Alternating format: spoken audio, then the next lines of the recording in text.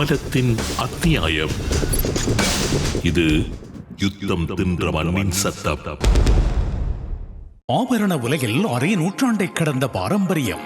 யாழ் சாரங்கா நகை மாடம். மங்களம் பொங்கும் மாங்கல்யம் மற்றும் மங்கள நகைகள், வஞ்சியர் கரங்களில் கொஞ்சி விளையாடும் வளையல்கள், மோதிரங்கள், செயின் வகைகள் வேறெங்கும் காணவியலா சிங்கப்பூர் வடிவங்களில் யாழ் கஸ்தூரியார் வீதி இலக்கம் 187 கீழ் 1 சாரங்கா நகை மாடம். வெஸ்டர்ன் யூனியன், ரியா, மணிகிராம் மூலமாக வெளிநாடுகளில் இருந்து அனுப்பப்படும் பணத்தை இலகுவாக பெற்றுக்கொள்ளும் நாணய மாற்றுச் சேவையும் உண்டு. இலங்கையின் முன்னாள் நீதியமைச்சர் விஜயதாச ராஜபக்சவின் மகன் ராகித ராஜபக்ச மற்றும் அரசியல் பிரமுகர்கள் லஞ்ச ஊழல் விசாரணை ஆணைக்குழுவினால் கைது செய்யப்பட்டு கொழும்பு தலைமை நீதவான் நீதிமன்றத்தினால் விளக்கமறியலில் வைக்கப்பட்டுள்ளனர். உத்தியோகபூர்வமாக நீதிமன்ற மற்றும் புலனாய்வு பதிவுகளின்படி இந்த வழக்கின் துல்லியமான பின்னணி தரவுகள் தற்போது கிடைக்கப்பெறுகிறது. சர்வதேச போலீசாரின் உதவியுடன் மடகஸ்காரில் இருந்து நாட்டிற்கு கொண்டுவரப்பட்ட பிரபல போதைப்பொருள் கடத்தல் மன்னன் ஹரக்கட்டா நடோன் சிந்திக என்பவரை பாதுகாக்கவும், அவரது விடுதலையை சாதகமாகவும் அவரது மனைவி மதுஷிகா மதுவந்தியிடமிருந்து லஞ்சம் கோரியது இந்த வழக்கின் மையப்புள்ளியாகும்.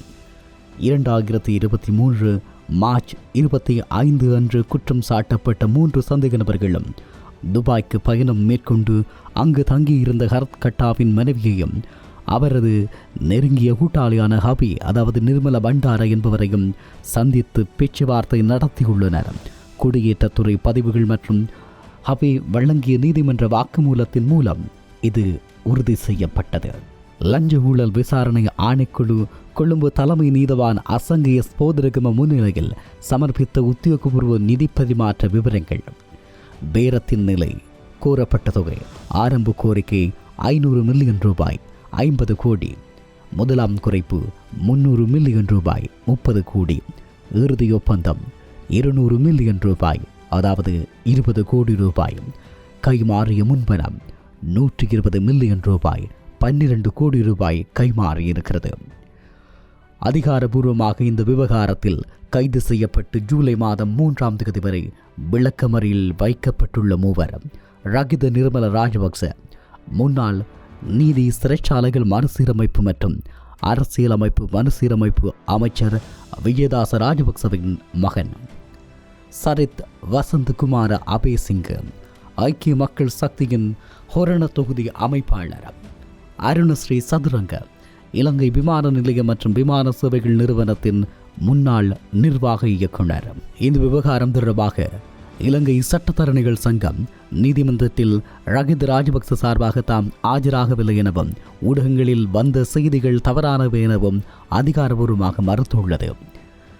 நாடாளுமன்றத்தின் தற்போதைய நீதியமைச்சர் ஹர்சன நாணயக்கார எழுப்பிய கேள்விக்கு பதிலளித்த எதிர்க்கட்சித் தலைவர் சஜித் பிரேமதாச, குற்றச்சாட்டுகளுக்கு உள்ளான சரித் அபேசிங்கவிற்கு எதிர்க்கட்சி ரீதியான கடுமையான ஒழுக்காற்று நடவடிக்கை எடுக்கப்படும் என அறிவித்துள்ளார்.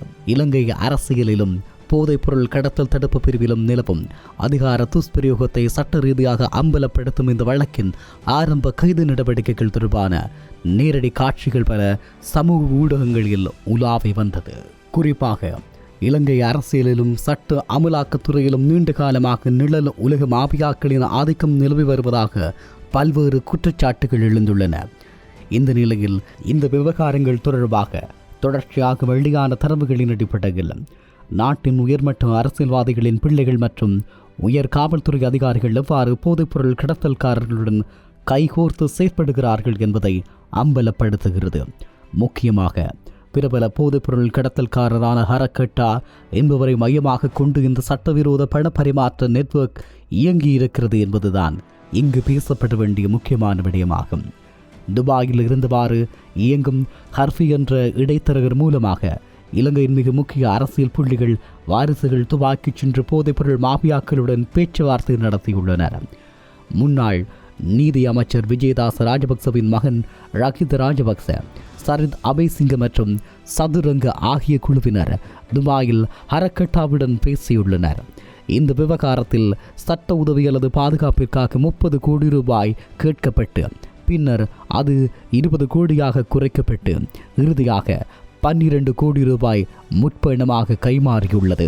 பணத்தை பெற்றுக்கொண்ட போதிலும் ஹரக்கட்டாவிற்கு வாக்குறுதி அளித்தபடி எந்தவித உதவிகளையோ அல்லது தங்கள் சிறப்பு சிறையிலிருந்து மாற்றவோ இல்லவை. இதனால் மாஃபியா தரப்பிலிருந்து வாங்கிய பணத்தை திருப்பி தருமாறு அல்லது உயிருக்கு ஆபத்து ஏற்படும் என எச்சரிக்கும் ஆடியோ ஆதாரங்கள் வெளியாகி மிகப்பெரிய பரபரப்பை ஏற்படுத்தியிருந்தது. நாட்டின் போதைப்பொருள் கடத்தலை ஒடுக்குவதற்காக நியமிக்கப்பட்ட உயர் காவல்துறை அதிகாரிகளோ அந்த மாஃபியாவின் ஒரு பகுதியாக செயல்படுகிறார்கள் என்ற அதிர்ச்சியூட்டும் குற்றச்சாட்டுகளும் முன்வைக்கப்பட்டு வருகின்றது. குறிப்பாக முன்னாள் IGP தேசபந்து தின்னகூன் மற்றும் முன்னாள் அமைச்சர் திரான் அலஸ் ஆகியோருக்கு இந்த டீலில் பெரும் தொகை கைமாற வேண்டும் என கூறித்தான் ரகித ராஜபக்ச தரப்பு பணத்தை பெற்றுள்ளது. இந்த நிலையில் மடகஸ்காரில் இருந்து ஹரக்கட்டா மற்றும் சலிந்து ஆகியோரை கைது செய்து கொண்டு வரும்போது அவர்களிடம் இருந்த 16 சொகுசு மொபைல் போன்களில் இருந்து தரவுகள் அளிக்கப்பட்டதாக கூறப்படுகிறது.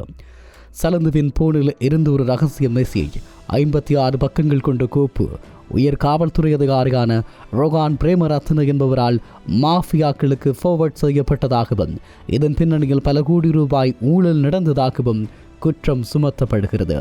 தங்களின் உண்மை முகம் மற்றும் வாங்கிய கோடிக்கணக்கான லஞ்ச பணம் வெளியில் தெரியவிடக்கூடாது என்பதற்காக போதைப் பொருள் கடத்தல்காரர்களையே சிறையிலோ அல்லது விசாரணை என்ற பெயரில் படுகொலை செய்ய திட்டமிட்டிருந்ததாக விளக்கப்படுகிறது.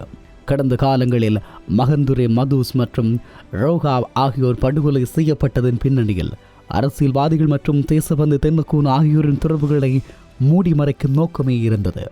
அதேபோல ஹரக்கட்டாவையும் படுகொலை செய்ய திட்டமிட்டிருந்ததாகவும் ஆனால் நீதிமன்ற உத்தரவுகள் மற்றும் சமூக ஊடகங்களில் வெளிவந்த முன்கூட்டிய எச்சரிக்கைகள் காரணமாக அது தடுக்கப்பட்டதாகவும் குறிப்பிடப்படுகிறது. நீதித்துறை மீதான கரை. நாட்டினுடைய சட்டத்தையும் நீதியையும் நிலைநாட்ட வேண்டிய நீதியமைச்சரின் மகனே ஒரு சர்வதேச போதைப்பொருள் கடத்தல்காரரிடம் கோடிக்கணக்கில் பணம் வாங்கியது இலங்கை வரலாற்றில் ஒரு மிகப்பெரிய கருப்பு புள்ளி என விமர்சிக்கப்படுகிறது.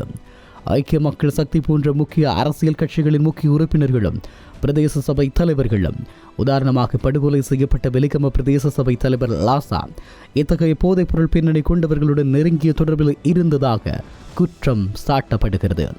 நாட்டில் இத்தகைய சட்டவிரோத செயல்களும் கருப்பு பணத்தை வெள்ளையாக்கும் மாஃபியா கலாச்சாரமும் ஒழிக்கப்பட வேண்டும் என்பதற்காகவே மக்கள் தற்போதைய தேசிய மக்கள் சக்தி அரசாங்கத்தையும் ஜனாதிபதி அனுரகுமார திசாநாயக்கவையும் தேர்ந்தெடுத்திருப்பதாக சொன்னாலும் இந்த விசாரணைகள் எந்த அளவுக்கு பொருத்தமாக எந்த அளவுக்கு தண்டனைகளை நோக்கி நகரும் என்பதிலேதான் தங்கியிருக்கிறது. முந்தைய ஆட்சிகளில் இத்தகைய அரசியல் வாரிசுகள் சட்டத்தின் பிடியிலிருந்து தப்பித்து வந்தனர். ஆனால் தற்போதைய ஆட்சி மாற்றத்தின் காரணமாகவே ரகித ராஜபக்ச போன்ற சொகுசு குற்றவாளிகள் மாசு போடப்பட்டு சிறைக்கு கொண்டு செல்லும் நிலை உருவாகியுள்ளது. இந்த விவகாரம் விரிவான தொலைபேசி உரையாடல் மற்றும் தரவு பகுப்பாய்வு விசாரணைகளை உடனடியாக மேற்கொள்ளுமாறு பாதுகாப்பு அமைச்சு மற்றும் தற்போதைய போலீஸ் மா அதிபருக்கு கோரிக்கை விடுக்கப்பட்டுள்ளது. இலங்கையில் நிலவி வந்த அரசியல்வாதிகள், காவல்துறை, போதைப்பொருள் மாஃபியா ஆகிய முக்கோண கூட்டணியின் கோரமுகத்தை வெளிச்சமிட்டு காட்டும் இந்த நிகழ்வு நாட்டின் பொருளாதார சீரழிவு, குற்றங்கள் அதிகரிப்பு ஆகியவற்றுக்கு பின்னணியில் இருக்கும். இத்தகைய வெள்ளை அங்கி அணிந்த குற்றவாளிகளை சட்டத்தின் முன் நிறுத்தி தண்டிப்பதன் மூலமே நாட்டையும் காவல்துறை கட்டமைப்பையும் தூய்மைப்படுத்த முடியும் என்பதனை இங்கு தெளிவாக பலரும் குறிப்பிடுகிறார்கள். ஆபரண உலகில் அரை நூற்றாண்டை கடந்த பாரம்பரியம். யாழ் சாரங்கானகை மாடம். மங்களம் பொங்கும் மாங்கல்யம் மற்றும் மங்கள நகைகள், வஞ்சியர் கரங்களில் கொஞ்சி விளையாடும் வளையல்கள், மோதிரங்கள், செயின் வகைகள் வேறெங்கும் காணவியலா சிங்கப்பூர் வடிவங்களில் யாழ் கஸ்தூரியார் வீதி இலக்கம் 187 கீழ் 1 சாரங்கா நகை மாடம். வெஸ்டர்ன் யூனியன், ரியா, மணிகிராம் மூலமாக வெளிநாடுகளில் இருந்து அனுப்பப்படும் பணத்தை இலகுவாக பெற்றுக்கொள்ளும் நாணய மாற்றுச் சேவையும் உண்டு.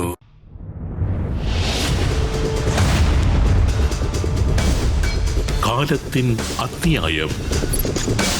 இது யுத்தம் தின்ற மண்ணின் சத்தம்.